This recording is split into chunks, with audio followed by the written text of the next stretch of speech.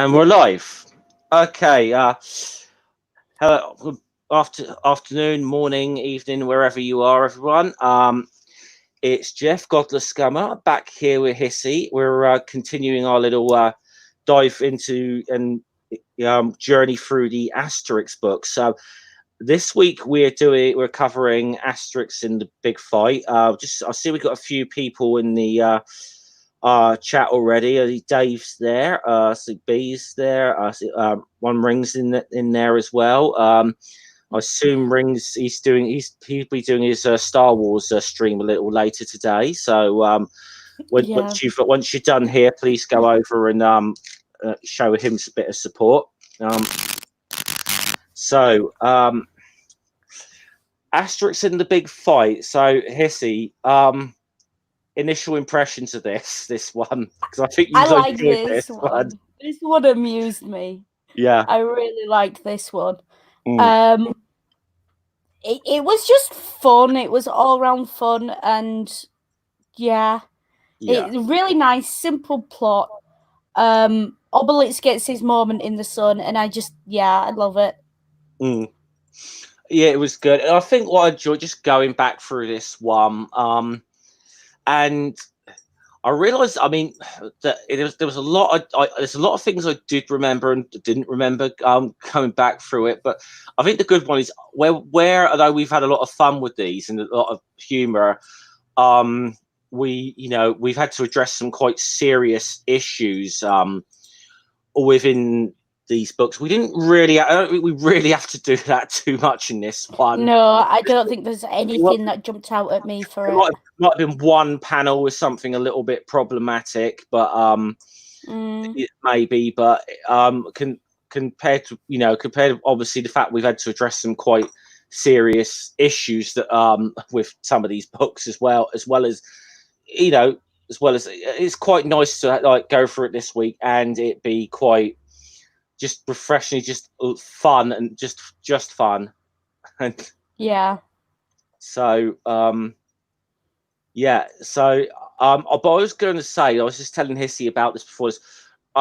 There is actually an animated film version of this. However, it doesn't bear an awful lot of resemblance to the books. Now, we'll get too much into the plot devices of it, but it seems to blend elements of both Asterix and the Big Fight and Asterix and the Soothsayer, which I think it actually has more resemblance to than this particular book.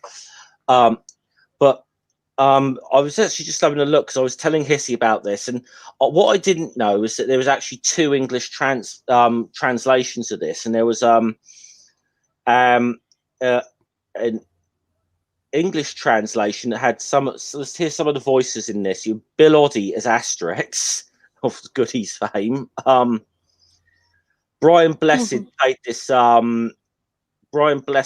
this Roman centurion. Michael Elphick played another Roman. Tim Brooke Taylor was it. So you had a lot of and Andrew Sachs, aka Manuel from Fawlty Towers. Just some very bit. And then only to find out that there's an American translation, and Asterix is voiced by none other than the Fonz himself, Henry Winkler. I mean, how great is that? Just love the idea of Asterix of the Fonz. Wow. I'd actually just like to see Asterix come into like Chieftain's hut and like, hey, Yeah. So shall we jump into this then? Now, I'm going to explain that we're doing this a little bit different in terms of the way we're sharing screens this week, because Hissy was actually she had all the omnibuses thus far, and was scanning them all in and for sharing purposes. And I think obviously for both economic and practical purposes, that was just not sustainable. So we're just going to be trying to share this through Kindle, but I'm not quite sure how this is going to work. But we'll put it up on screen now. So we got to our first page. Yep. So I've tried to keep it the right size. It's just going to be. The weird thing is, I've kind of got this in front of me, and trying to, as well as trying to keep an eye on StreamYards as well. So we're so start off, and I think this is an interesting point to start off on here. And it's saying that at the time of the Roman occupation, there's two kinds of Gauls. Those who accepted Roman rule and those who obviously didn't. And I think this is quite interesting because I think there's probably a big, huge element of historical truth about this. You probably did have tribes that were more likely to collaborate with and because as Hissy and I've mentioned before, Rome sort of did rule by using both the carrot and the stick. So, I mean, I don't know if you can speak to that, Hissy. But... Yeah, I mean, I think not specifically in sort of this era, but I know traditionally anywhere the Romans went, you had collaborators and you had opposition. And, you know, call them collaborators, call them people who just learned to adapt. Survivors, call them what you want to call them. Everyone had their own way of surviving. I think suggesting that there's only two kinds of Gaul is potentially an issue. Yeah. Because they would have had all their infighting between it as well. This was not Gauls versus Romans. This was Gauls versus Gauls versus Gauls versus Gauls versus Romans. Yeah. I mean, yeah. I mean, so like, what wasn't exactly same with like say Britons at the time wasn't exactly what you'd call a united country at this time. At any time, you know, as you think of it today. Lots of very small little small like tribal kingdoms, I suppose, really, then all having their own issues with one another. Yeah. Imagine just an analogy that's just popped into my head. Imagine Six Nations rugby, but rather than having, you know, Scotland, Wales, and England, you've got UK as a team. That's not going well. Yeah. That's you know, or you've got Europe as a team, and you've got Italy, France, and like, you know. It's not really going all that well. They weren't a united monolith at all. No. What does amuse me, and I don't know if the cartoonist was having an off day or not, but if you look at this first panel. Yes, I know. There's a speech right. I put here's a speech bubble here with nothing in it. Now I don't know if it was or it's just supposed to signify talking in the background or something. I don't know, but it's a bit of a weird one. But you get into here. So you've got these. So you start off naturally with a couple of puns or whatever about the pillars here. Yeah, I am going to, just because I'm struggling to see that screen, I'm going to have it here. Yeah, okay. No, in your version, I think it's an issue with the Kindle, because in your version. In mine, it's just got a question mark there, and they're looking up at the pillars. Yeah. Okay. So that's an interesting little. Yeah, it must be a Kindle thing. So you've got. Okay. Yeah. Let me just highlight you a second there. Oh, yeah. No, go on. That's why I've got to put myself full strips. Oh. Damn. Sorry, I forgot how to make you full screen for a second there, but I think you click on my screen and that's viewable there though. That's viewable there. Technology, we love it. Yeah. There are some nice sort of jokes, I think, about, you know, keeping up with the Joneses in this one. Yeah. So they make the house look Gallo-Roman. Yeah. Or Gallo-Greek. And it's like there's a couple of what a Gaul, and that's very galling. The puns are there.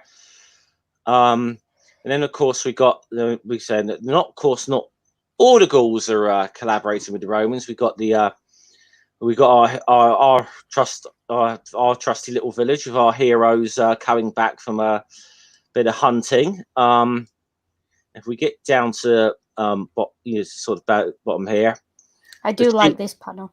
The chief comes back to welcome them here, and they've got a boar each, and I like this Obelix saying Dogmatics is a great little boar hound. And they've also, fair, it does look pretty vicious there, but yeah, it looks like a pointer or so. He's just like nose pointing kind of thing. Yeah.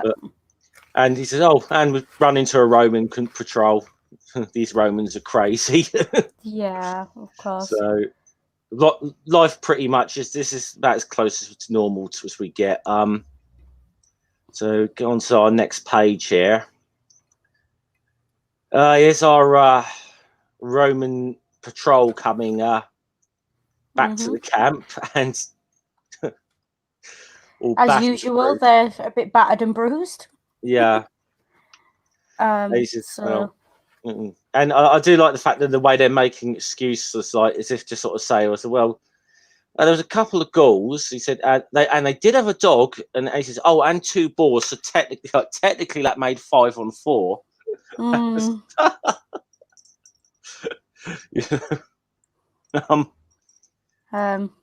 do like the bottom bit of this, the straw vote. Yes. So we'll get down to this in a minute. So the centurion here, he's getting a bit frustrated. So that they're being constantly made fools of by this. So his advisor here, Felonius Caucus, great name. He suggested an idea to this Roman centurion that there's a little Gaulish tradition that called the big fight, which could help them out here. And what it means is that, like, the chieftain of a rival village can challenge another chieftain for, and the winner go the spoils. They get leadership of both tribes. And then, of course, there's this joke down here that if there's no clear winner, they throw bales of straw at each other, and it's called a straw vote. Yeah, sorry. Very good. I do like the little political jokes in this. They do pop up once in a while, and they are quite fun. It does read like it was. It's written by someone with, I think, a healthy skepticism for political process. Yes. Yeah, definitely. So definitely. This is, yeah. So, of course, so they're obviously they're going to be looking for a. They're looking for a So they're looking for obviously a Gaulish chieftain who's a bit more friendly towards the Romans. And of course, the other big issue is that this is they're aware of the magic potion, so it's like this. So we got 2 problems here. We've got to find ourselves a chieftain who will take him on, and we've got to do something about the magic potion. So we go to the next page here. Nice to see Roman soldiers actually carrying them around for a change, or just say that. Compared to what we have had in previous books, but yeah, I do like this. This next panel, this one that runs across the middle, the village of Linolum. Now, yes. I've had no chance to research any of this, so I'm kind of going off the cuff. To me, Linolum is that stuff that went down in kitchens in the 50s. Yeah. So I'm not sure if it's a real village or not, but to me, that's just. It amuses me, especially with all the cobbles everywhere, because that's kind of the design of that stuff. Yeah. So I don't know if that was deliberate, but it's quite fun.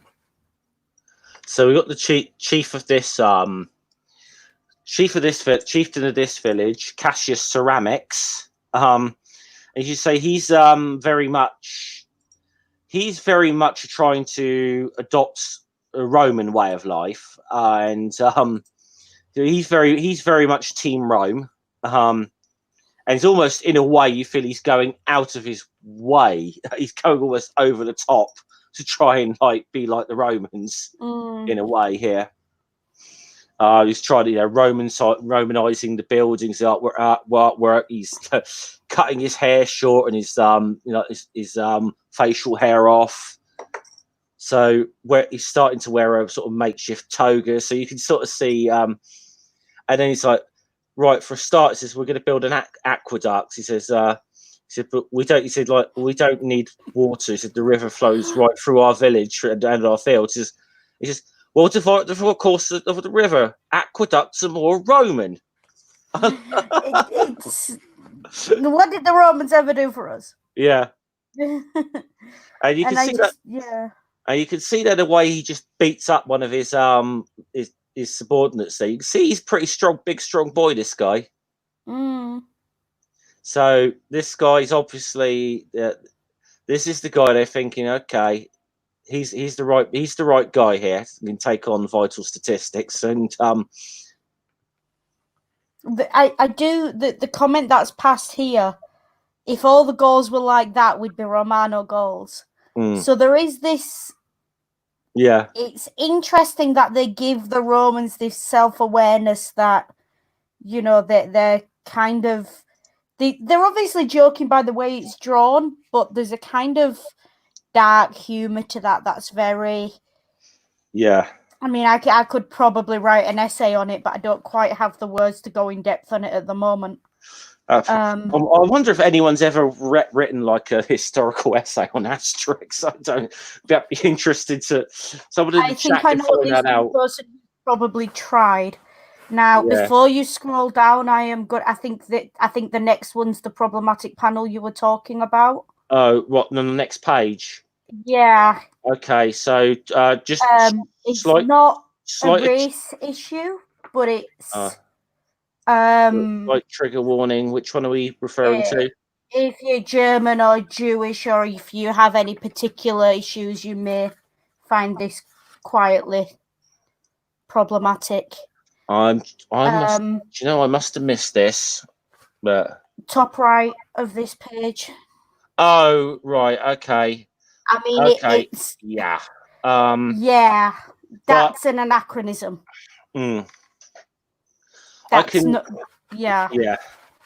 I mean, I know, but it's also you got to kind of remember that was the sort of fascists did kind of adopt what was the Roman salute. Yeah, so just to put that into some context here, it is. And the thing is, with the Romans, it was deliberate that fascists will go back and look at Roman iconography and Roman symbolism. Yeah, and we'll get that off the screen. There's a lot of writings on it, but generally it's basically, if you're a fascist and you want a big great empire, you look to the last big great empire, and that's Rome. Is the long and short of it. That was certainly Mussolini's big dream, was a sort of second Roman Empire. That was his big fantasy, should we say? I mean, there's aspects of it in pre-civil. There's even aspects of it in pre-Civil War America. In like the if you look at the architecture, some of the plantations and things, it's very, very Greco-Roman. Yeah, I mean, I guess again, even with a lot of civic buildings in London that were built in the Victorian era, there was a. It's that callback. I call it a call to history. So the idea is, if you make it seem like something is older than it is, or you give it a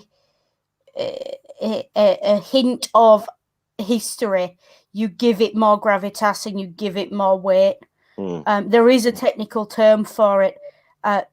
Just to give an example of what I'm talking about, a very, very extreme example, there are certain websites online that are monitored where they will post snippets of text claiming they're from Plato or Aristotle or any one of the old Greeks, but they're not. They're from Mein Kampf.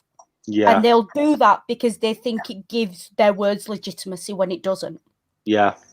And it's that concept, it's the legitimacy, and by making that call to history, it gives that. And that's kind of what the reason I've gone into this is because that's kind of what this chief is doing in his village. He's trying to give himself more legitimacy by aligning himself with the powerful party, and with the Roman party, which you can see really clear in the house. Yeah, because that's a Roman. You see that there's a panel right here. Yeah, we can see. So you can see that's very much like that's very much a lot of how a lot of Roman villas were designed. I mean, I mean, a few months ago, before obviously all the lockdown, I went to Fishbourne Palace in which is just outside the city of Chichester in Sussex, and I know there's not much of like the wall, none of the walls of it there. A lot of the mosaic floors are, but from the outline, you definitely get a sense of how this was designed, and yeah, that's very very. I've got a labelled picture of a Roman house somewhere. I do like where is it? Next panel down, you can just see how. I mean, there's a point there where you kind of. I'm just going to try and enlarge this a little bit. Okay, and right here, there's a point between like lining yourself, and then there's a point where he's really just kissing their ass. That Rome, sweet Rome. Yeah, I mean, can I screen share for a second? I'll just sort of point out what I mean by this. Yep. Okay. So this is a plan of a Roman house. Okay. And the reason I'm pointing this out, let me see if I can zoom in. Can we zoom in on that? I've put it full screen. That's about all I can do with it. So you don't really need the labels, but that's a Roman house. You've got your kind of water in the middle. You can see that's what he's going for in that image. But one of the things I want to show you, this is a Greek house. Yeah. If I can show you this.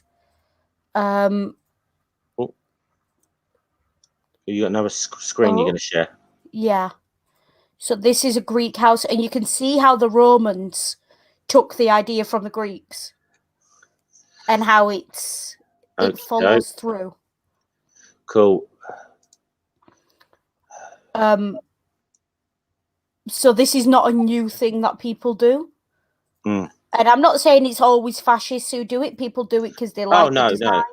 No. The entire Renaissance was based on going back to sort of Roman art and technology and things. But just to point out that it's not. Oh no! It's not a new idea. And there are a lot of social issues around it, but it's.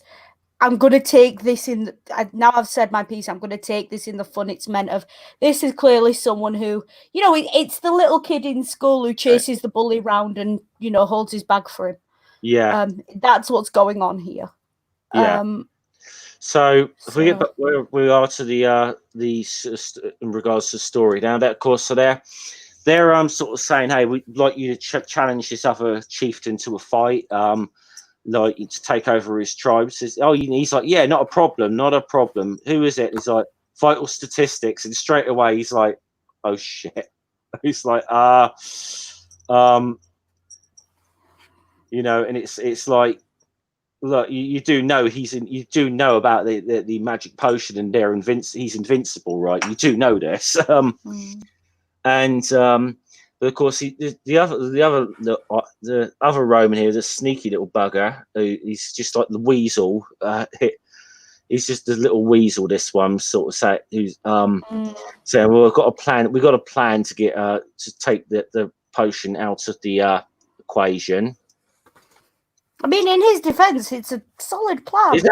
It is a solid plan. It is, on paper, this is a very, very good plan, and as you'll see, don't get too much away, but as you'll see as this goes on, they almost pull it off. Actually, very nearly pull it off. So meanwhile, back in the village, Getafix is going out to. Can we zoom in on this last panel on the second row? Because this is just hilarious. I love it. No, Which go one? up. Oh. Go the one with Obelix carrying the Minia. This one here. Yeah. Okay. This one is absolutely hilarious. So off they go. They're following the druid out, and Obelix says, "Yeah, I'll come along. Why not? I'll take this one later. It's not express delivery." Yeah. And then the next comment, you could have left it, and have some kid pinch it? Oh, it's just perfect, isn't it? It's just perfect. It's one of those jokes where it's so blatant and in your face you don't have to explain it, but it's hilarious. And it's just, it's brilliant. Right. Ooh, let's take that down a little bit. So where now? This one's where is this? I saw something in the chat there. I think this might be a question for you about that house, or maybe just nerdy being funny again. I think nerdy trying to be funny because Romans generally didn't. They had more public toilets than anything else. Nerdy. Yeah. So. Yeah. Mixed public toilets with no stalls. Yeah. I'm not saying a word, but in some ways that's more progressive than we've. They're a bit more of a social thing than what we're used to, I'd say. Yeah, a little bit. So it can almost be argued that privacy in the bathroom is a social construct. So, but I think that could be another conversation for another day. So the camouflage. Now, I love this. The idea of camouflaging these Roman soldiers. They just literally put a couple of leaves on the end of their pilums, and that's about it. This is just a classic. It's like, Carry On sort of army scenes from Carry On films. It's it's that humor. I love it. Oh, it's brilliant. It is absolutely brilliant. I love it. It's always kind of having a dig at, the idiot officer a little bit. Yeah. Which I'm sure any veterans we've got will. Yes. Enjoy. So. I do like this one. Give him his orders. So he gives him his orders to go get them, and then says, yeah. If not, you'll go to the, what does he call it? The jug. If I get a choice, I'd sooner find myself in the jug straight away. Yeah. And this following panel, I don't know what, you horrible man, run like an air, you better come back victorious. I don't know why. I always picture, when I read that, I just picture blooming Windsor Davis in 8.5 Hot Mum. You horrible lot. You horrible, yeah. Or that's very much so. Or well, it's actually in this as well. Any of you remember the puppet show Terrorhawk, Sergeant Major Zero? That was Windsor Davis, and we played a very similar character in that. Bit before my team, I kind of feel it's kind of like the kid-friendly version of the scene in Full Metal Jacket. Yeah. It's that guy. For the American audiences, to give you an idea. It's that guy, but it sounds more. It just sounds more like a British sort of version of that. Yeah, it does. You can imagine him stood up at Catterick, can't you? Just like yelling and screaming. And now they're out there. I love this. Try to look as botanical as possible.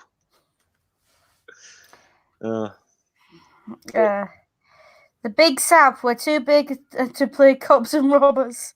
Yeah. If you ask me, we're all suckers. I'm trembling like a leaf. We're not out of the woods yet. And what's the next one? And it's and it goes. I'd his life not be here, old bean. Yeah, it's stop making horrible jokes. We've got enough worries already. I mean, at least they've got a sense of humor about it. It's that dark sense of humor again, isn't it? So they're going out basically to try and get Effects here, and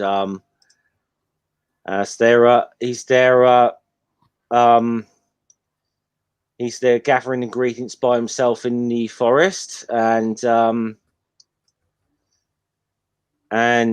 they're like, they're about to make their move, but here comes Asterix and Obelix, who've been following him to the rescue. Obelix decides he's got a quick, easy way of getting rid of the Romans. Decides, and which Asterix, as you can see, does not think is such a good idea. And that is this.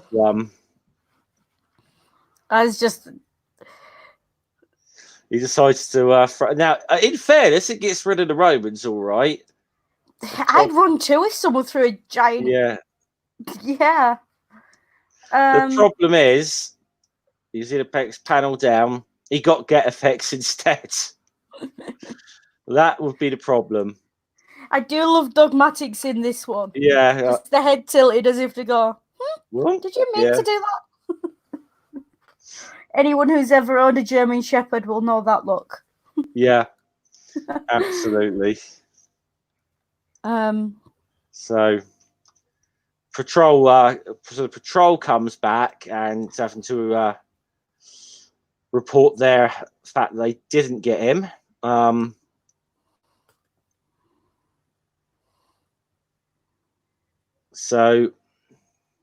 But they do report that Getafix has been hit with a menhir, so they're kind of assuring him that they've probably done him in here. You don't need to, so you can go and tell this guy, the other Gaulish guy, Ceramics, to he can come and challenge vital statistics because the druid's out of the way here. He's been whacked with a menhir,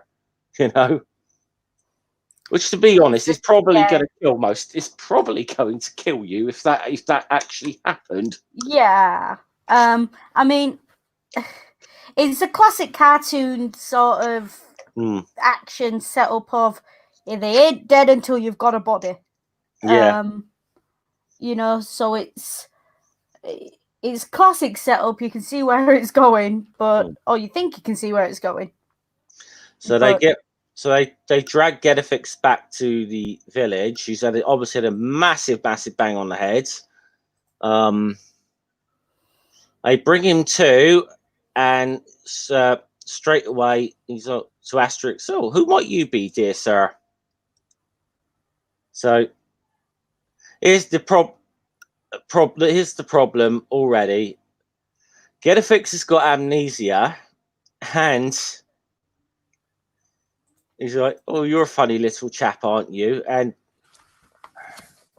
yeah, and then poor blooming, and then he starts to fat shame Obelix. Poor Obelix.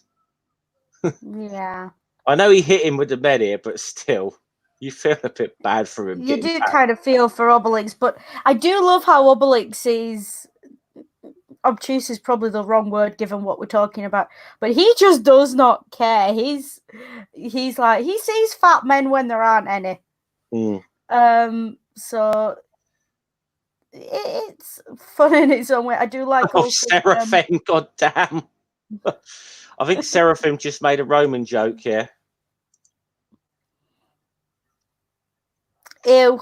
Is my response to that.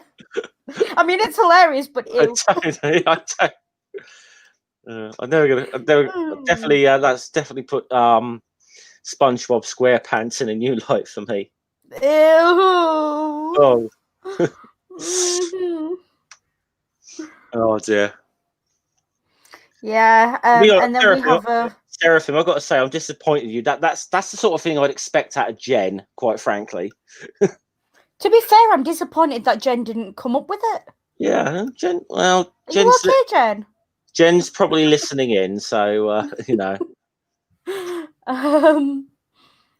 So I do like though. We could try the violent treatment. Sometimes a shock, let Cacophonics sing. Yeah.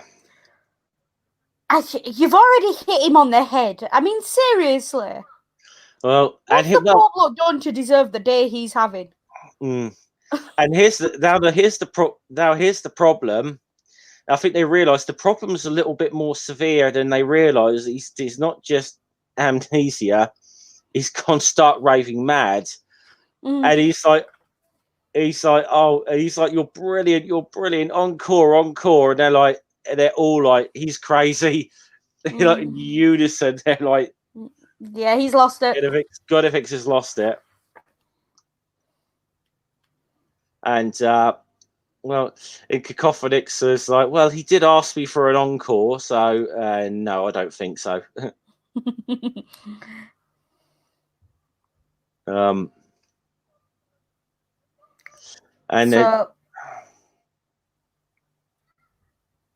then of course Asterix and the Chief are talking. Asterix realizes, oh shit, actually, it suddenly dawns on him, we got a big problem here. If he's completely lost it and doesn't know who he is, is he going to be able to make this the magic potion? And there's a big problem for the ghouls here. Big problem. So they're so of course he's got no memory of it whatsoever, and he's just peeing absolute.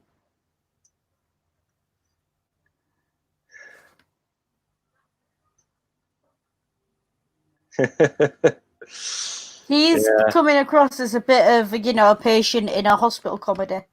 Yeah. I do like, again, I love how Vital Statistics, even though he's very anti-Roman, he likes this setup for his speeches. He's done it a couple of times. Friends, goals, countrymen. He's parroting Caesar there effectively. Yeah.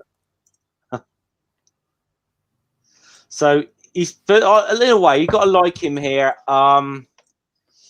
He's being honest with his people here, at least. Yeah, you got to appreciate him for that. He said, I've got to be honest with you. Here's the situation. That we don't have the magic potion for the time being, so we're more vulnerable. Be careful, but still, but still sort of trying to keep their spirits up, I suppose as a leader here, I kind of like him. Yeah, I mean, he's doing all right. I mean, I've got to say, really, this is the first book I think where you really get a look at Vital Statistics as a character, I think. Yeah, and rather than just a random caricature, but he's not a bad leader. He rallies the troops when he needs to. He's straight with his people, and he seems to have the best interests at heart, so you can't really argue. Actually, it may have been Mark Antony who said that. I'm not quite sure, honestly. It might have been Mark Antony, actually, yeah. Friends, Romans, countrymen, lend me your ear. I know it's a Shakespeare one. Yeah. So to be honest, it was probably never said at all if it was a Shakespeare thing. Yeah, probably never said at all, but it's quite clearly a reference to the Shakespeare. So I do. So the Romans rush off to tell the ceramics here that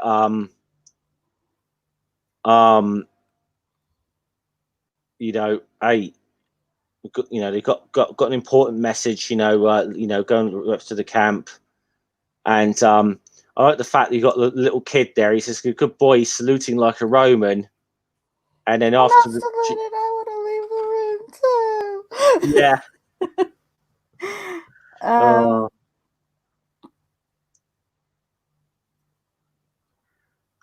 Oh yeah. It's a classic school scene. It's interesting. Again, a lot of this story is very much kind of traditional jokes, kind of just piled one on top of the other. Oh yeah, so this is just good fun. This book, it really is just good fun. Yeah. So So I'll just be a second, and I'll forward the panels here. See, all right? Yeah. Sort myself out quickly. But Technology. yeah, I mean, yeah, I just got to sort a couple of bits out quickly. But it's kind of interesting when you think about this. I mean, you see that it's I just find this ceramics chief. I think there's a point between collaborating, and there's a point where he's just kissing their ass to a degree now with the way he's. I mean, the way he does the Roman salute, he does it like more abrupt, right, and like abrupt than even the Romans do it. It's more Roman than Roman, isn't he? He's overcompensating badly, but they've but he's been told, hey, the druid's out the way here. You can go challenge vital statistics, and then he's like, then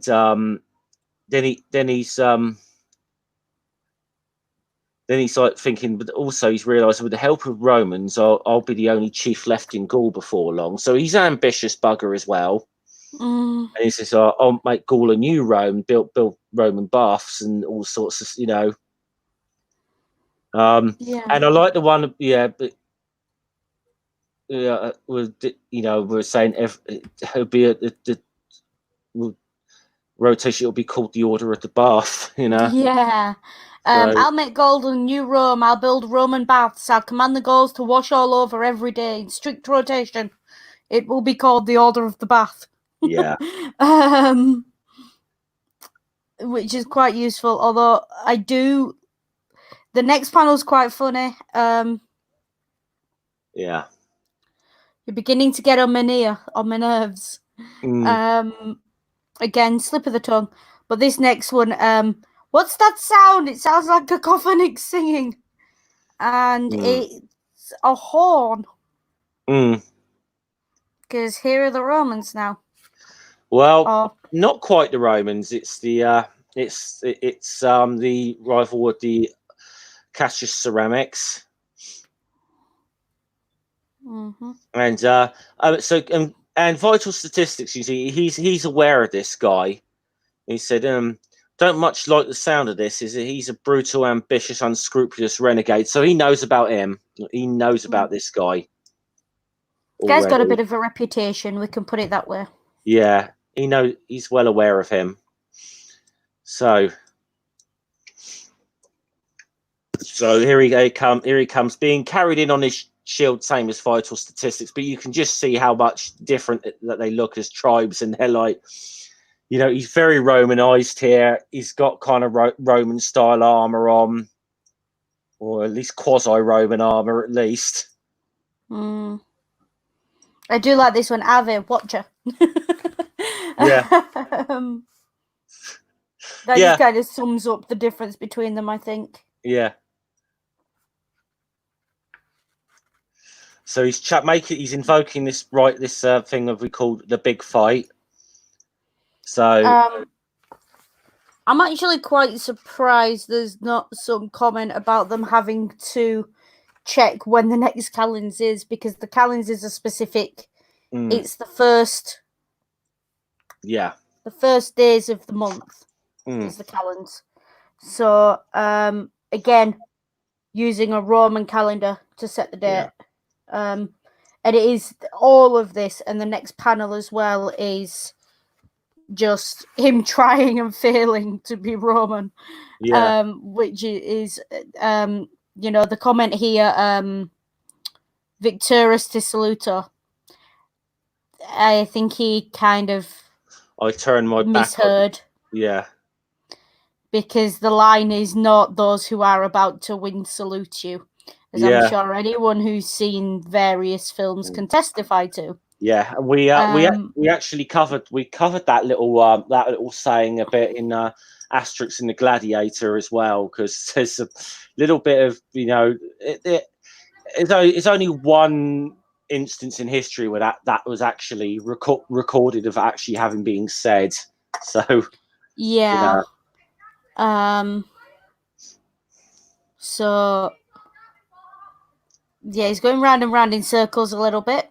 Yeah, I think it's fair to say. Well, the shield bearers keep seeming to turn in the wrong way, and then he realizes that Gedifix is very much alive, and it's like they dart out of there. Again, I'm just going to say that the picture of the fortified camps in these scenes, it is probably what the Roman camps look like. It's not a reference to anything else. It's just, if you're going to build a military-style camp, that's what it's going to look like. I think it's supposed to be the walls of the Gaulish village with like a palisade type thing, but yeah, in the fortified camp of the tutorial. This thing here. Yeah. Yeah, very much. I know what I thought of it the minute I looked at it. I don't think it's meant to be a reference to that at all. I think it's more just that's what a camp looks like. Yeah. I like the one Totterum. I like that. There's just puns and everything with this. Yeah. He's like, so he's gone to them saying, "Look, I've challenged him now. I can't really back out at this." But you told me that the druid was God, was killed basically. I said he says he's very much alive, and now he can't stop laughing. So they're like, so and then. So they try to do the same thing again, send the patrols out, capture the druids, this sort of thing. And in the meantime, the druid is going to be in his condition. Yeah. Making potions. Yeah. So they just want to see if he can still do it, really. I mean, as they know, they've got to try something here. First one goes boom. Yep. I think quite literally, and the second one. Yeah, and Hidaway is loving it. He's got, like I said, he's mad, and he's just enjoying this. Like it must be. It's like, I just imagine it's like a kid messing around with a chemistry set for the first time, isn't it, or something? Yeah. Only with a you're going to get a funny smell or a bang. Yeah. Yeah. So, where are we?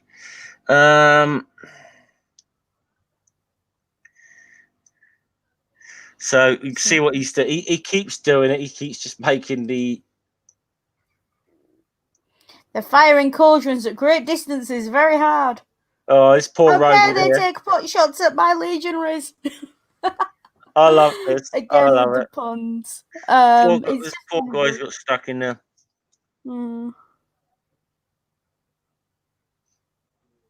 That one's being used to make fish soup. Ew. Yeah. It's a pretty kettle of fish. Just so many puns in this. Yeah. That one didn't go bang. Yeah. He seems to be like he's not wanting to come out of the pot, though, the old Roman. So. I mean, do you blame him? Not overly, no. No. So Gedifix is brewed up a potion here, and now they've got a bit of a problem. So whatever he's brewed up. So how do we know it's going to work? And Obelix is sort of like saying, "Well, it's my mistake. I'm the one who made him like this way. It should be me." And Vital Statistics like, no. So I'm the chief. I should be the first to take any risks. And Asterix is like, no. I think what we really need is some poor little Roman to test this on, in case there's anything wrong with it. So, he's like, yeah, well, we'll find out. And meanwhile, back in the fort, this Roman's refusing to come out of the pot. He's just like, I do have to say the Roman names in this one are quite fun. I'm going to point this one out. Infirmophorpus. Yeah. And then we had again, it's these names that are kind of amusing in their own way. Then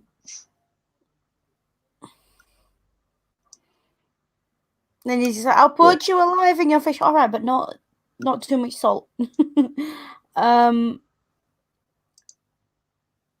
Yeah, ring lights it. Infirm of purpose. That's the one. Yeah. And the line in the next panel, the bit of Latin in the next panel, if anyone's a fan of, again, Second World War, when they're cooking the cauldron. Oh, so Second World War poetry. This will be this bit here, yeah? Yeah, if you do Google this poem that you will find is very it's very hard hitting. It was designed that way. It was a Second World War poem, because the translation of this line is it is a great and glorious thing to die for one's country. Right, yeah. Right. And the poem is by Wilfred Owen. Yes, famous World War One poem, that, isn't it? And World War One, not World War Two. And generally, the idea is there's no glory in dying in battle and all the rest of it, and it's rough. And that's kind of what this is playing off of. If you're gonna go, they're quite so what they're doing, they're trying to boil him in this thing right now, just because he's refusing to come out of the pot. So the Centurion's just had enough of him. But I mean, if you're going to try and get someone out of a copper pot, that's probably not a bad idea because the copper will expand. Yeah. So I can and he first so get him out. So I congratulate you on your unsolicited heroism. You are now going to spy on the ghouls. This is you'll be in no danger, well camouflaged. So we know what happened last time with camouflage. I mean, to be fair, at least the camouflage is better this time. It is better. Although he smells of fish because there's been fish stew in the cauldron, so that's a bit of a giveaway.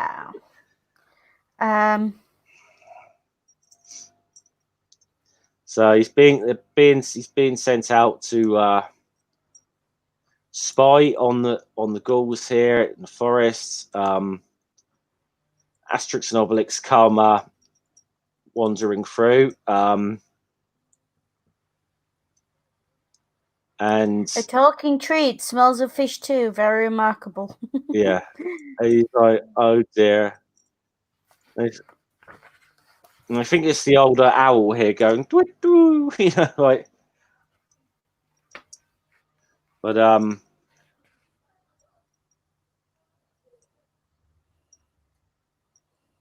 he's so he tries to run away. They spot him, but next panel, no, they've got him. They're bringing him back to the village. Pulled him out of there, and now they've got someone to taste the potion. Yeah, they said, look, don't worry, we're not going to hurt you. It says even if you're an enemy, this is. It is fun, and I can see what they're doing, but testing medicines on prisoners. Yeah, kind of a war crime. Kind of a war crime. Don't do that. We should just say that we should just say for the record that this period of history was prior to the Geneva Convention. So by a couple of thousand years or so, yeah. Yeah. But even still. Yeah. But here we go. So nothing too terrible. He just keeps changing colour. Yeah. So he's goes from green to purple to purple spots to green stripes to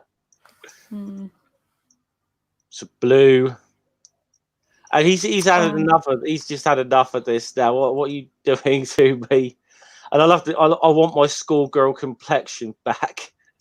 This has made maybe so many conquests on the Appian Way. I do like this one of him being rainbow coloured. Yeah.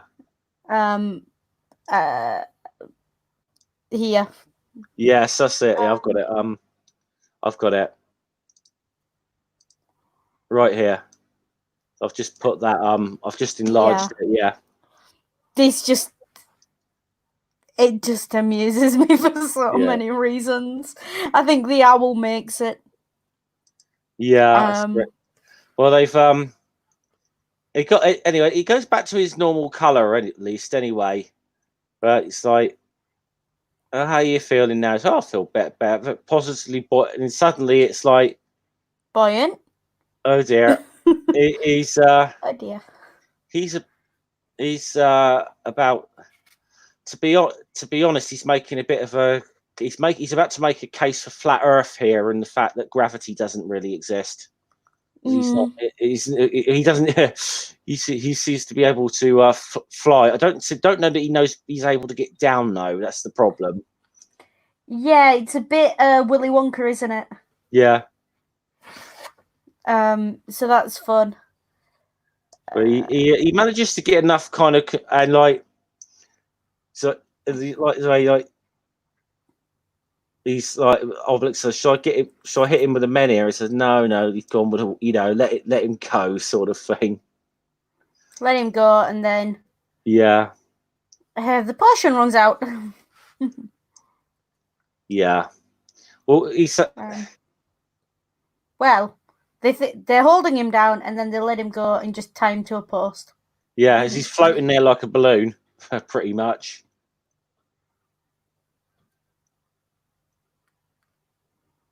Boom. Potion's worn off. Middle of the night. Ow. So there's a few little interesting puns in this one. I do like the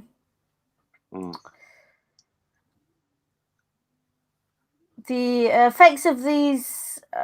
No, where is it?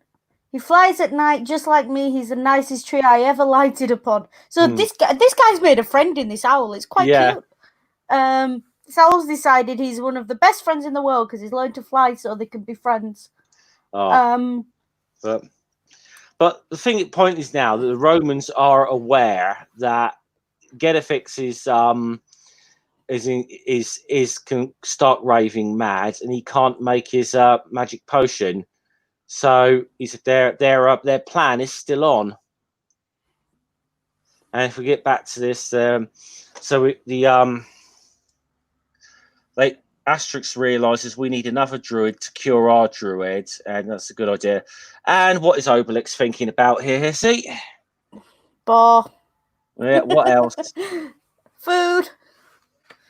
In his defense, it is the middle of the night and he's not eaten all day. He says, he's and vital statistics saying, I actually know I know a druid. His speciality is curing the mentally disturbed. He's called psychoanalytics, which is like fun. Yeah,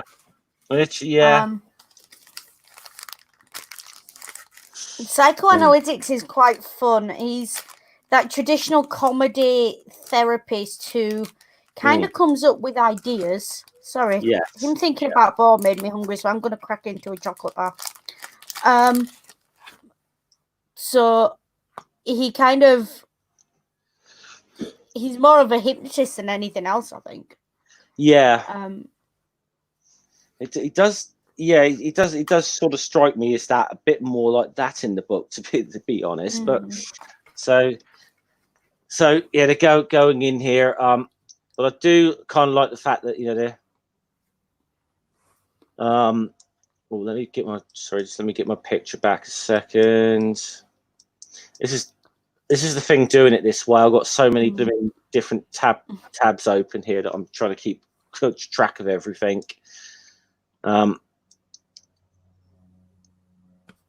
So he's supposed to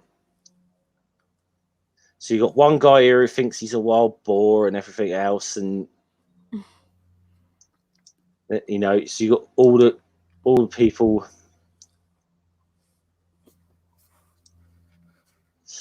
And I don't know if you really would want to think you're a wild boar around the Obelix, quite frankly.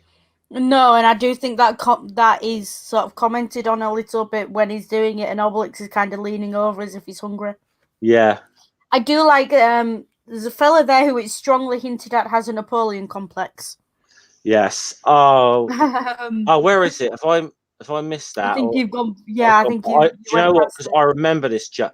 I remember this joke when I read it, and I was going to point this. This is it. Let me enlarge this a moment. Bottom panel. No one knows who this one thinks he is. Great, obviously very French joke. We've all heard the term Napoleon complex as well for little man syndrome, So I actually don't think what I heard, Napoleon was as short of a guy as what he was made out to be. No, I think he's like 5'11" or something. He wasn't that short. I think he wasn't. I don't think he was particularly tall by our standards, but people are, on average, a bit taller today than what they were a couple of 100 years ago. Yeah, I mean, it's a combination of better diets, and all the rest of it. I mean, I've been on HMS Victory before, and one of Nelson's uniforms there. Now, looking at the uniform of Nelson's, there's no way he could have been much over 5 foot at all. And he's always depicted this as quite strong, strapping sort of British hero kind of thing. So almost, I don't know. I mean, I was getting off subject a little bit, but it almost feels a little bit of propaganda there about poor old Napoleon. Yeah, I think probably a bit of propaganda involved in on both sides there. You can make someone seem bigger as you can. Yeah. But I do like this. They bring him in here, and they've got Obelix on the couch, and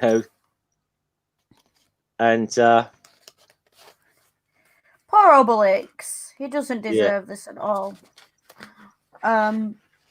He's the guy gives him a complex. Poor guy's being fat shamed, and now he's like, and he's like, actually, no, he's not the patient. He's like it's like Druid Get effects who psychoanalytics knows actually. And he's like, oh, he's an old friend of mine, and he said, yeah, we need your help. We need your help to cure him. But, I mean, I think I do just want to comment on this thing. The Druid says, good heavens, if I was as fat as that, it would make me ill.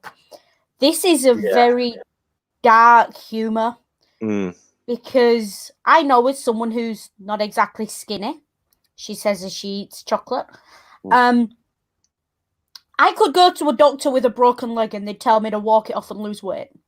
Yeah. And that's not as much of an exaggeration as you'd think it is. No,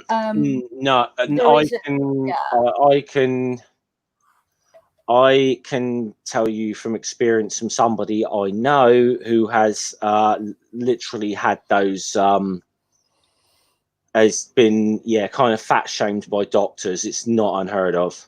It's not helpful, of course, but that could be a whole. It's not, and it clearly gets to poor Obelix, but it gets over it quickly enough, which we see. We see poor guys being fat. He goes through a few panels.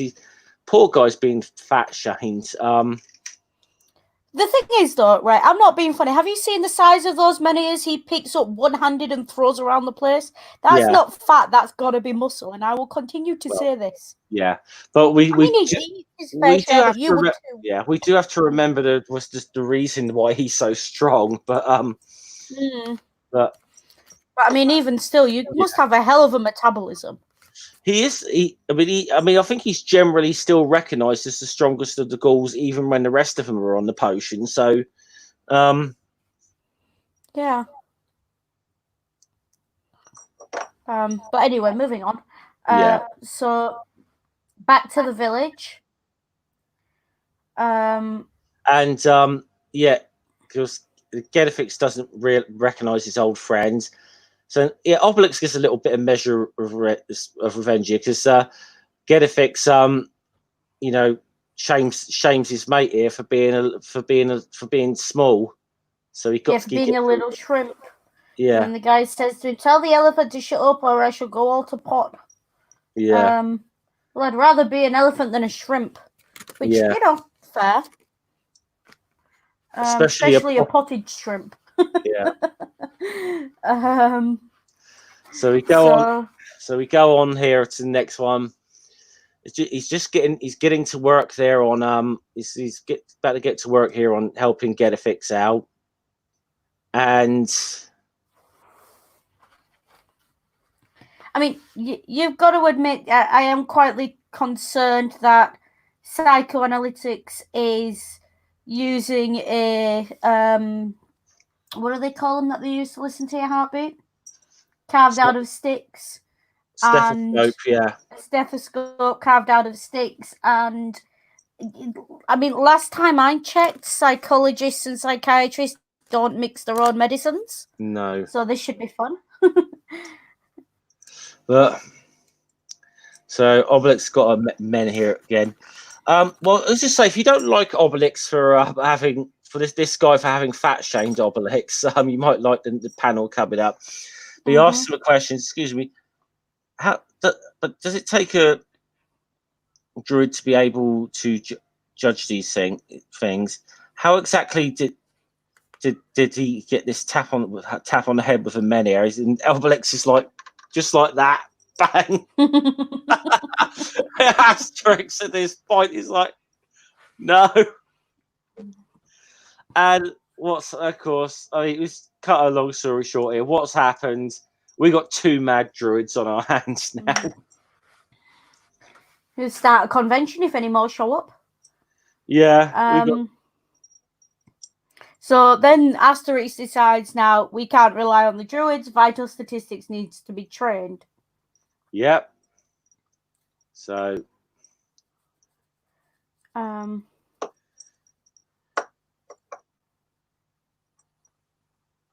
Yeah, and they're messing about with potions, trying to.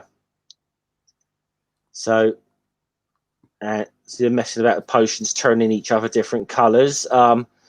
So. That last panel to me just so much looks like a scene out of the Smurfs. Oh, let me go back to that. Yes, it does a bit. This one here. Yeah. I think there is a comment passed about Smurfs at one point, isn't there? I can't remember. I cannot remember. So go to the next panel. Cracker Dorm. So he's getting Asterix is getting him up for a spot of jogging. You know, got to get him in shape. Vital statistics is kind of missing the point of this already.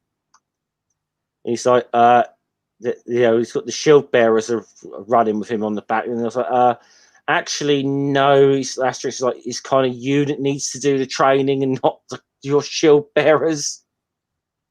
Yeah. So standard sort of running. You know. He's getting there. He's improving, and then now Obelix as a sparring partner was not a good idea. That was not a good idea. Who came up with that one? I think Obelix did himself. Asterix had a little bit of doubts, and of course, the first punch Obelix throws his way, he's knocked vital statistics out like a light. Thankfully, vital statistics hasn't lost his memory at this point either. No, you need a miniature to do that. Yeah. Now, if we have a look at the other chieftain here, this is, I swear, this is like Rocky IV, like 20 years before that movie was made. You know, this is like Rocky versus Ivan Drago here. He's going through all this. The other chief, he's the size of him, but he's going through all his sparring partners here.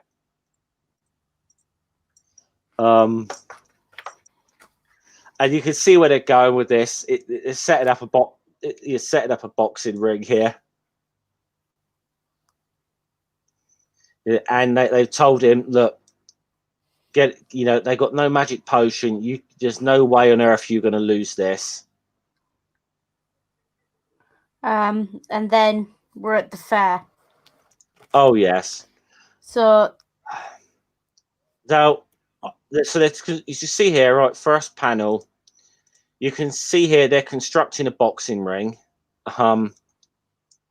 and we get you get a big and you're getting like a big fun fair thing turn up here as well, which yeah. Now So I will say, fair by the looks of it. yeah. Now how they built a roller coaster in 50 BC, I haven't quite figured out, but I don't know. Am I the only one who thinks it looks like the old rickety wooden roller coaster at Blackpool?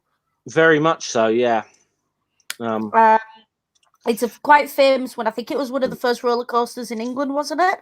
Yeah. And it's made completely out of wood, and you can hear it ricketing when it's switched on from across the road from it. I've never been on it. I will say, I don't want to. Yeah. I will say there is a little bit of historical context to this, because you don't think of like big fights now are generally on pay-per-view, and they usually come from like Las Vegas or something like that. But one time, boxing had a lot of origins with traveling carnivals and stuff. Boxing's been around for a while, but boxing as we know, it's always boxing and professional wrestling have always had a bit of a relationship with like traveling carnivals in their history.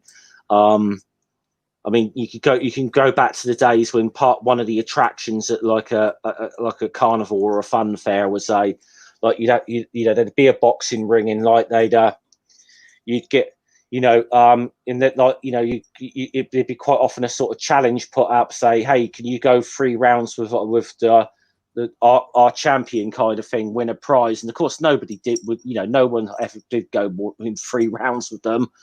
So there's a lot of, and I think even when you get into the early days of like modern professional fighting, there'd be a lot of this spectacle around a fight, so there is actually a bit of historical context to this.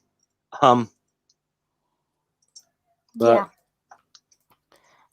my area. I'm not a boxing person. But it looks like a fun. I still think it does just look like a run up to Blackpool Pleasure Beach to me. Yeah. That's what it even like the dodgems and everything else. It's all there. Yeah. And I think that's the memories it's trying to invoke in most people, So it's fun, and the different games you've got children's comics, 3 bronze coins, the slab, sold by W.H. Smiths. Yes, which is such a great joke on so many levels. You might have to explain that to some non. I will actually get rid of that. I will get one of those panels off the screen at the bottom for a second, because I just noticed something on it. But yeah, I don't know if you just want to explain that joke quickly, Hissy. So W.H. Smiths, Smiths as in blacksmith, I think they started out as like a corner shop type thing, but they are a combination of bookshop, sometimes an off license. They're kind of the corner shops in Britain. And then eventually they evolved into kind of the high street bookshop. Yeah. And the high street stationery store. And you see them all over the place. I mean, there's one in my local bus station that is literally just like a bus station shop. Yeah. But then there's one in the main city centre that's got, rows and rows of books, notebooks, pens, pencils. Most kids in the UK, I would say, probably bought their first Parker pen from Smiths. Oh yeah. Well, actually, no. I think I bought mine from a local post office, which may as well have. And I was also actually, now that W.H. Smith do have a number of post office counters in some of their branches across the country, but but yeah, very big name on the sort of British high street. But yeah, they are yeah in the more big the bigger stores in the town centres. So, you know, you probably see they'll sell things like video games stuff as well. But generally they're a combination of stationery, bookshop, news agent, and sort of general shop, really. You know, so it's a bit of a now the Romans are going to march out, and I believe they're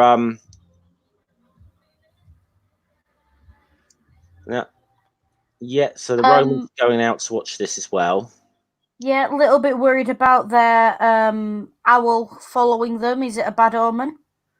Yeah. Oh, yeah, I've just noticed what you noticed on that panel.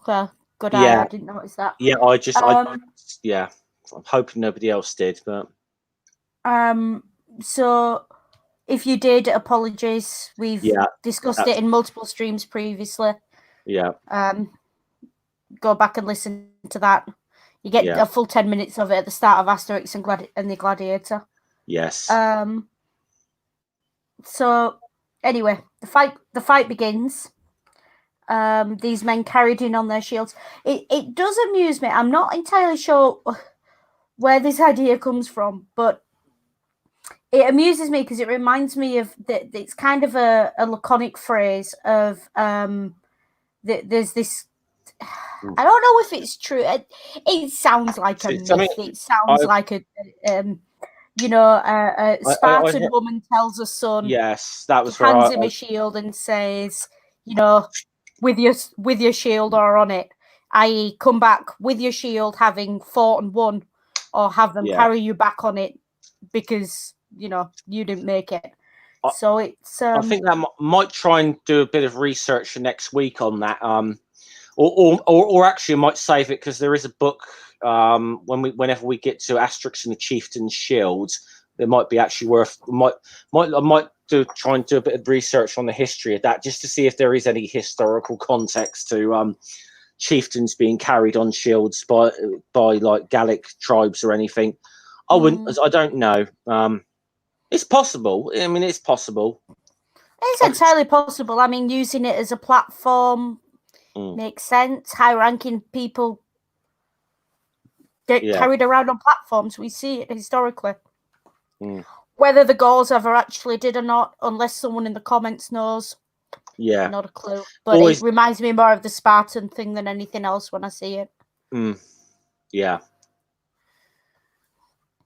So they're going out. So you see the other chieftains come into the ring. They bring vital statistics up. We got our two mad druids, and Obelix feeling. Obelix is sitting there with only Dogmaticus in the end. He's a bit unhappy because he feels like he's caused all the problems because he's injured Getafix and everything, and the one man who could have cured Getafix. So, and we get into this, like, the cheering sections are here.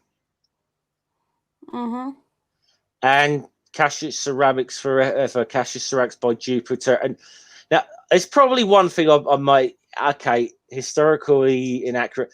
I know this other tribe's trying to be Roman, but I don't think they're going to just fully adopt the Roman gods that quickly. Yeah, and I don't think that's historically accurate either, because the Romans didn't tend to enforce their gods on other people so much as adopt other people's gods. I mean, it's the way the syncretism worked. Yeah. You could worship whoever you wanted as long as you paid your dues to the main Roman temple as well, which was their main issue with monotheists who said, no, we're not doing it because we only worship one deity as opposed to, the 300 you have on offer for us or whatever it is. Which I'm not getting into that, but the idea that they would just abandon their own gods is a bit. I think, yeah. I mean, I suppose to be fair, we can't. we can't complain too much about historical accuracy when we're looking at panels that are depicting a very modern boxing match in 50 BC. Yeah. Now, boxing would have been a sport back then. There would have been a form of this because in the ancient Olympics there was a form of boxing. Yeah, they had wrestling, but that's definitely not child friendly to depict anything like that. Because first of all, it was done stark brass bollock naked. Yep. There was second of all, it was done in the mud, and third of all, it was quite vicious. Well, generally people didn't. Very rarely people walk away. There was actually in the ancient Greek Olympics there was 3 combat sports that I'm aware of, which was wrestling, an ancient form of boxing, and something called pancration, which I suppose the closest thing to something like that today would be like mixed martial arts. So a mixture of boxing and wrestling kind of thing. And about as vicious, if not more so. Well, definitely more so. More so. So not so. I can see why they've gone the modern route with this, and that's fine. So they're going in with interesting tidbit, but yeah. What goes on until one of them throws in the towels, or winner receives top, So. They know the stakes are here. The loser loses his tribe, and we get a bit of Latin down the bottom there. Yeah, again, the die is cast again. They do seem to reuse the same ones. I do like the next panel of. Did we cover that one before? Didn't we? This one we did. Yeah, the die is cast. That's the Julius Caesar crossing the Rubicon, I believe. That's come from. I'm not quite old enough to remember this personally. I don't know if you are, Jeff. I won't insult you by assuming. But is this last panel not very much the radio of the big fight? Radio, and to be fair, back one time you had early television commentators would sit right there at ringside. I will say, even when actual commentary on boxing goes back a lot further than you might think. There's well documented fight between. I'm trying to remember I think one guy, it was Bill Richmond, and I think the other guy's name was Tom Cribb. This is back in the bare knuckle fighting days, and Bill Richmond, he was one of the first sort of, I suppose, Britain's first black superstar, and this is in the Georgian era, and a journalist covered the fight and literally gave a round by round account for like a newspaper, but you could sort of see in a way he was doing round by round commentary, but you could read it as if he slips him there with a right hook, he hits him there with a right hook, he slips Cribb's left, sports commentary is a little older than a lot of people might think. Yeah. So it's interesting. Some things I've been able to tell Hissy today, I think. So yeah, a few things that are quite clearly not my area, but it's always good to be educated. Obelix is so he's sitting back here now, and he comes up with an idea. He's feeling bad about himself, but he suddenly comes out with an idea that maybe the way to cure him is to maybe if I hit him again with a menhir, it's going to actually reverse the effect. Which I'm sure we've seen that sort of thing depicted in cartoons a few times, Now, the other 2 druids are messing about with potions again.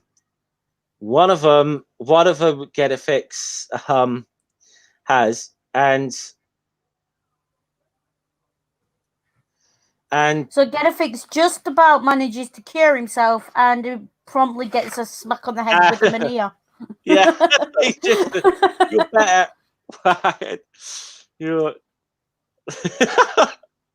And Asterix is livid. I love this. You can see it, can't you? Listen, we haven't got time to argue. Just the face part. The face part in there is like, no. But thankfully this time, Kedifix is okay, apart from having a bit of a sore head. But and we know Kedifix has got his memory back because he won't let Obelix have the potion. Yeah. Nice and traditional. Yeah.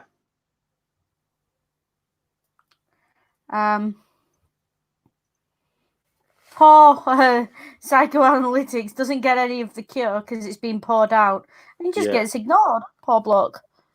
Yeah, I think he said. I think they're going to sort him. I think they're going to sort him out later. It's just priorities. Yeah, let's get the magic potion sorted out.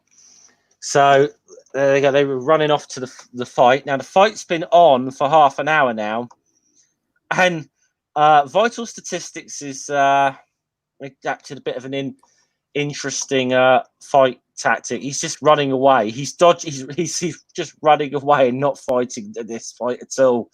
Just not going to let himself get hit and let the other guy chase him around the ring. And so it's a fair strategy. Tire the other bloke out and then just knock him out. Yeah.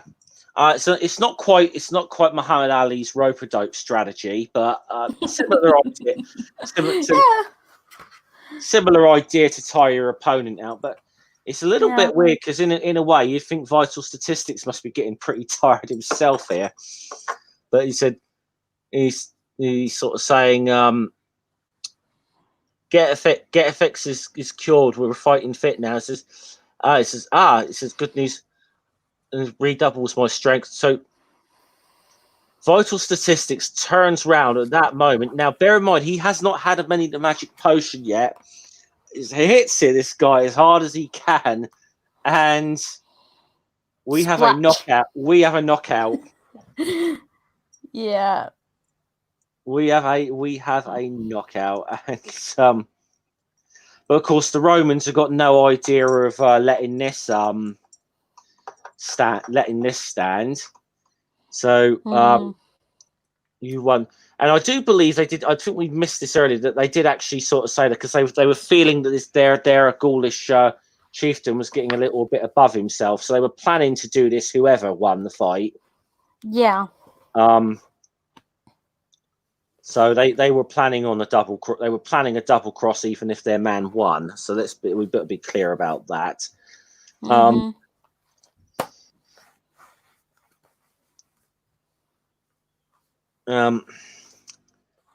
So they think the Roman and I love that. So we're the invincible Roman legions, invincible and legionaries. So is that us? It's us. Yeah. They do seem invincible as you'd think. Yeah.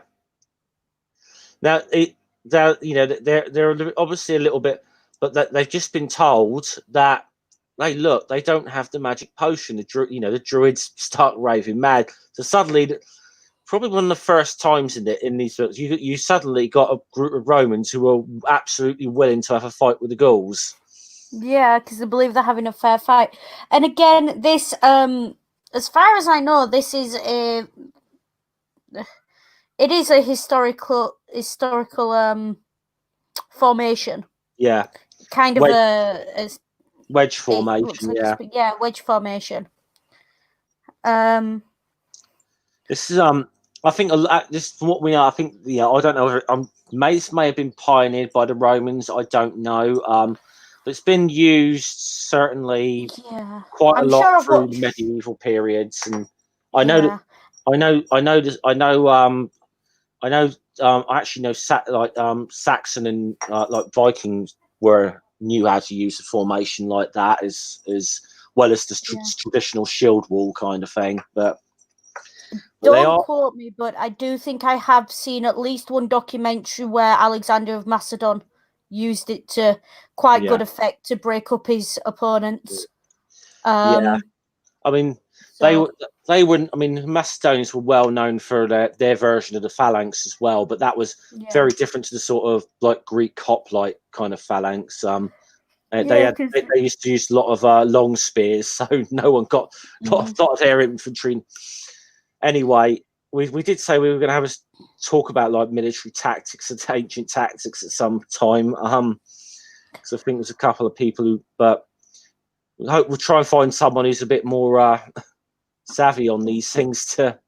Yeah, because everything I know about ancient military tactics, honestly, comes from YouTube documentaries and other people's YouTube videos. I'm not military it's not my area. I play Risk, and I'll occasionally have a game of chess and probably lose. I don't do military strategy. It's not my thing at all. So I'm more of a social historian than anything else. But the Romans are getting nearer here, and they're realizing they're kind of laughing at us. So they're suddenly getting cold feet. But the one guy leading them, he says, "I'll show you," whether he's laughing, and wallop. Yes, he is. Wallop. And the next thing here, Asterix waves the boys forward because who've just all had their magic potion, and we know what's happening here. They're getting the Romans getting another good walloping by the Gauls. Did you notice this one? You notice this one, Hissy? I just don't know if you noticed this in the picture. I'm going to enlarge it. Do you see this Roman here? Yeah. It's brilliant. Oh, you didn't know if you'd noticed that at all, but Dogmatics has got him. I sat and giggled. I had to put the book down and giggle at that for a couple of seconds. Yeah. And you do have to look quite closely at these panels to see everything that's going on, which is quite nice. Yeah. You know, they're not too simple in that way. And here we go, the chief trying to sneak away. However, got him. Obelix gets in with the men here. So the Romans, Obelix is a bit disappointed because the Romans have all retreated before. Like I said, well, we've only just started to have our fun here, you know. That must have slipped out of my hands during the battle. Really? Really, Obelix, that's your excuse. So, yeah. And what's happened to him? What do you think? Exactly, yeah. Now, to be fair, vital statistics here, he's going to be magnanimous in victory and say, I won't take your tribe from you. You know, you can still, although it says, but there's a kind of a condition that you are no longer Team Rome. You know, you go back to traditional Gaulish ways. Now I don't know what kind of condition he's actually going to be in to lead his tribe. That could be but it does seem like for a little while, as we see some things in the village, the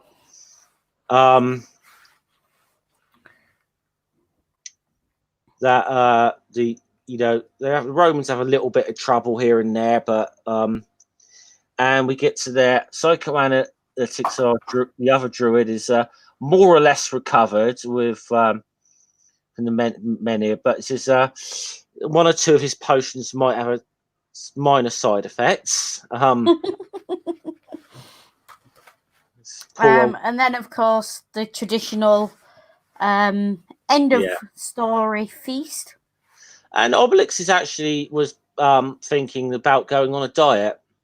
He says, I'm just gonna eat some biscuits with perhaps a tiny little thing to go on them. A boar. And Asterix is actually concerned for a second. Yeah. Which is, Dogmatics gets his bone and Cacophonix is tied up and all's well that ends well. Okay, so that was Asterix and the Big Fight, everyone. So that's, let me get comfortable and fire. So I mean, yeah, with that one, it's not a massively historical story. It's a fun yarn, and again, it's this thing of it alternates between going really historical and a nice yarn, historical and nice yarn. So I've just looked at what we're doing next week, and again, it's going to be that, isn't it? I've got a lot of reading to do this week. It's, I believe, next week it's Asterix in Britain, if I'm correct. Yeah. Asterix in Britain and the Romans in Britain, not my area. I know the basics, but that's about it. So I will be doing research for that, and we'll have a look. I'll have to read it first to find out what I need to research. Now I'm just googling something. That One Ring said in the chat there, because he's double cross is another term that comes from boxing. Now I can believe that. I want to actually just tuck that, but I can very much believe that, because I also know it was a term quite often used in professional wrestling back in the day as well, when they but yeah, yeah, that was so yeah, that which, you know, what was generally, I know it was used a lot in wrestling back in the day when it was still, I don't know, should we say, somewhat of a legitimate sport, although, you know, again, arguable. So what we've got is, as etymology first recorded to refer to something dishonest. Yeah. And therefore a crook going back on his partner would be crossing the crosses or double crossing. Okay. So, and as a verb, we've got it as, mind you, he did say to betray or to go back on. He did say it comes from boxing. He didn't necessarily say that's where it first originated, but I know it's definitely a term that was used in probably used when like a fight was fixed or something like that. Fair enough. Because apparently a cross was a crooked transaction. So okay. So so yes, we have got Asterix in Britain coming up next week, which will be on Hissy's channel. Should we make it 1 p.m. again? We'll try and keep it. Yeah, we'll make it 1 p.m. again to give Ring and Jen time to. Yes. And speaking of which, Media Musings will be coming up shortly, I believe, in about 20 minutes or so. So I'm gonna put the link to that in the chat in a couple of secs. So please go over and give One Ring some support. So I've just put the link to that in the chat. Please go and support his stream. I think it's just the final one of Star Wars month. So which I think it's the rest of Disney. So Ring was saying that this one is going to be the good bits of the Disney. I think we tried to get through we got through some of the not so good parts of Disney last week. So I mean, you're starting at 3:00, so I'm expecting you to finish by about 5 past if you're looking at the good bits of Disney Star Wars. Give or take. We could talk. Maybe an extra 3 minutes to chill.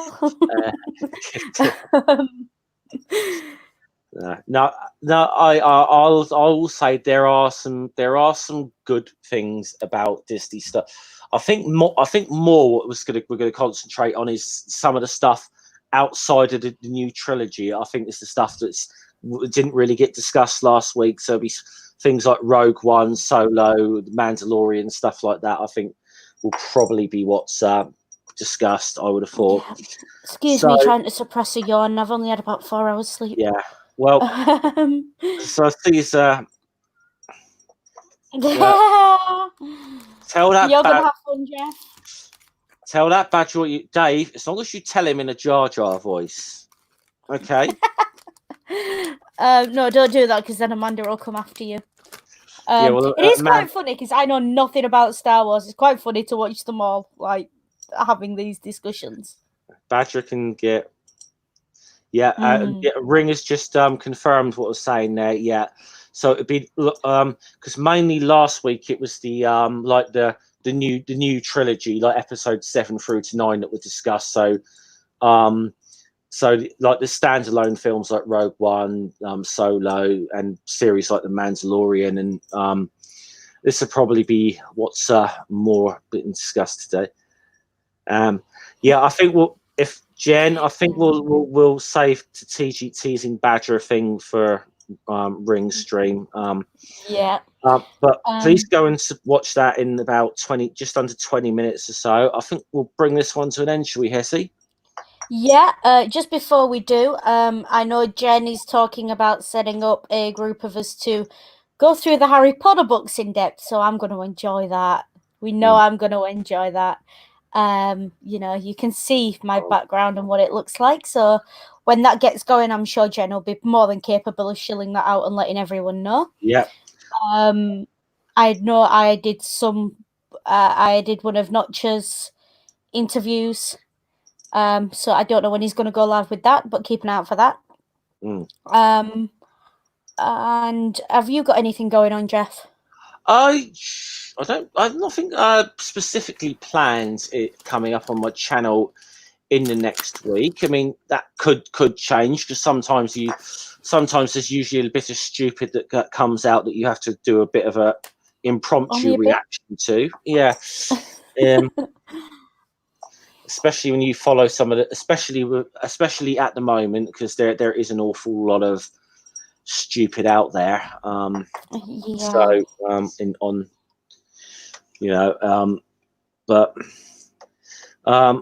but I will just say before we go, if any of you in the chat or anyone watches has not subbed to Hissy yet, link to her channel is in the description. If you're not subbed to Hissy, sub to her. Please I want to get her to. We want to set ourselves a little goal. Can we get Hissy to 100 subscribers soon? Let's try and get Hissy. We can try. I've got to start putting content out first, I think, because I do a lot of joint streams and live streams, not so much content videos, because quite frankly, I don't like producing. It takes forever. But I've got my ideas. Thank you for putting my link in there, Jen. Much appreciated. But I'm on various live streams and things, so you know what I'm like, and I will eventually get round to posting things. I may just start filming videos in one go and just putting them up because, I'm not an editor and my laptop can't handle it. So. Hissy, I don't know how to edit either. It's something I've got to learn how to do. I was literally, I think I've been on YouTube a little over 3 years, and at least 2.5 years of that I've spent literally just filming stuff on my phone or whatever, and then putting it up on YouTube. So that's about how technical I am. So Fair enough. With that, we'll bring this stream to a close. Once again, see you hopefully over on One Ring stream in about a quarter of an hour. And Hissy, you like to sign off for us? Yep, and as always, take care, be good, and if you can't be good, be careful. Okay. See you guys later. Salute.